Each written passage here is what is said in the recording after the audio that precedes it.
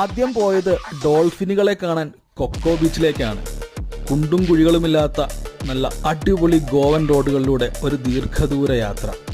ബീച്ചിൽ ചെന്നിറങ്ങിയതും അവിടെ വിൽപ്പനയ്ക്കായിട്ട് ഇഷ്ടംപോലെ സാധനങ്ങൾ വെച്ചിട്ടുണ്ടായിരുന്നു. ഞങ്ങളെല്ലാവരും ഓരോ തൊപ്പി വാങ്ങിച്ചു. അത് കഴിഞ്ഞ് ദേ ഈ ഫ്രൂട്ട്സിൻ്റെ അവിടെ വന്നു. എന്ത് രസമാവാ അടുക്കി വെച്ചിരിക്കുന്നത് കാണാൻ. അതിൽ നിന്ന് മാങ്ങയും പൈനാപ്പിളും കുക്കുംബറും വാങ്ങിച്ചു. അവരുടെ ആ മസാല ചേർത്ത് കഴിക്കാൻ നല്ല അടിപൊളിയാണ്. പിന്നെ ഒരാൾക്ക് 350 രൂപ വെച്ചുള്ള ടിക്കറ്റും എടുത്ത് ആ ബോട്ടിൽ യാത്രയായി. കുറേ ദൂരം യാത്ര ചെയ്തെങ്കിലും ഡോൾഫിൻ്റെ കൂട്ടങ്ങളൊന്നും കണ്ടില്ല. ഇടയ്ക്കിടയ്ക്ക് ആ ചേട്ടൻ അവിടെ ഇരുന്നിട്ട് ഇധർ ദേക്കോ ഉധർ ദേക്കോ എന്ന് പറയുന്നതല്ലാതെ കാര്യമായിട്ടൊന്നും കണ്ടില്ല. പേരിന് 1-2 ഡോൾഫിനെയൊക്കെ കണ്ടു.